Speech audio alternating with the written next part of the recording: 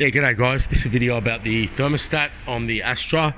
So this is a Z18XER. It's the revamped, engine with the intake manifold underneath. They've moved the water housing to over here. It's quite a significant revision on the engine, and I quite like these cars. I know they can be problematic. I like them. Just because they were so advanced in their day. I think they were the first with electric steering. This had to be one of the first cars with electric steering on this planet. It would have been ready in 1999 and released in the AH in 2000. I've got to be brief because I've got people coming. Now, you can get a leak from this seal, but what happens is this thermostat actually has a sensor on it, which is freaking awesome, to tell the computer where it is. I think that's just so good. I love it. Anyway, this thermostat's housing is held on by 4 bolts. Where are they? Here. 1, 2, 3, 4. And you can change just the front housing. But when they weep, okay, which you can see here, it's best to change the entire unit. In Australia, they are very expensive. Even aftermarket, they're quite expensive. But what this video is about is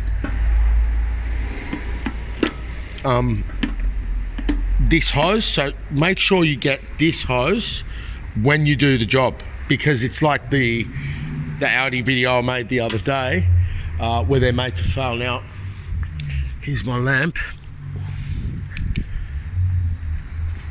That hose runs, as you can see from here. Okay, you can see that hose, it clips on there, just there, and it runs under the ECU, no big deal, to a bypass hose over there. The hose genuine will come with that other piece on it. So, yeah, and also regarding the clips, I mean, you have to have the tool to undo them. Okay, and the tool is over there. Now I have to show you the tool. Be a responsible YouTuber. This is the tool here. See, and that's the tool. Oop, and you pump it up. Okay, so you're going to have that unless you want to grind them off, which is a possibility. I mean, if you're stuck, grind the effing thing off. Okay.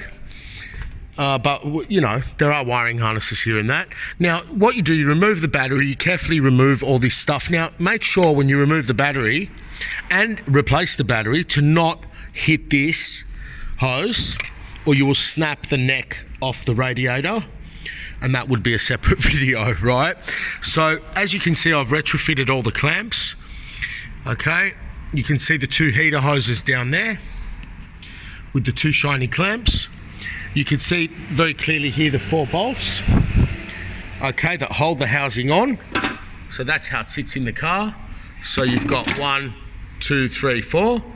Okay, this is blanked off, and you remove this sensor very carefully. Can be very, very tight. And this temperature sensor at the back, okay. And obviously the battery's out, and you've got plenty of room to work. You unclip the wiring as best you can, okay, and it runs around the back of the battery as well. Now, the symptom on the Z18XER or any German car, any BMW, any Mercedes, we're not talking now Toyota and Subaru, right? Any Audi, BMW, Mercedes, Opel, Peugeot, Renault, anything with this side bottle, that when you release this car's boiling hot, right? This turbulates or gets turbulence in it, you have got a problem. So on this car, she was getting a symptom of a fan. She didn't realise I did, right? The car came in because the bumper was sort of damaged, but the fan starts to go cycling on and off as the thermostat just sort of gets stuck in the middle. So this car had the thermostat partially stuck. The only symptom was that the fan was coming on high speed occasionally, but when you open that bottle, it would just explode the coolant out. So it will start swirling around, and then it just went. So this is the issue when they took the temperature gauge out of this car. Now, these cars do not like to overheat. They do not like to overheat. They warp the head, they crack the head. all sorts of issues. And back in the day, Holden were charging $6,900 just to look at this when the timing belt broke. So it is a very fragile engine. I think they're a good engine. They got nice power and torque delivery, but you want to be very, very careful to maintain your cooling system. Another little point with these, on the earlier model, where you have the actual, where on earth is the top hose here? See, this is a totally redesigned car, right? They've gone and put the water pump down here. Now that little black stain's a bit of silicone I put on the belt. That's not leaking, but see, on the Z18XE, where the hose goes into the cylinder head, the little seal, which is similar to that, always used to leak. Okay, always used to leak. Now, on the other model, on the older model, if you're getting a top hose that's sucked in, like you get to the car in the morning and it's all sucked in, you need to replace your coolant overflow cap. So you've got the cap, you've got the seal. Oh, g'day. I've got to go, guys. My customers are here.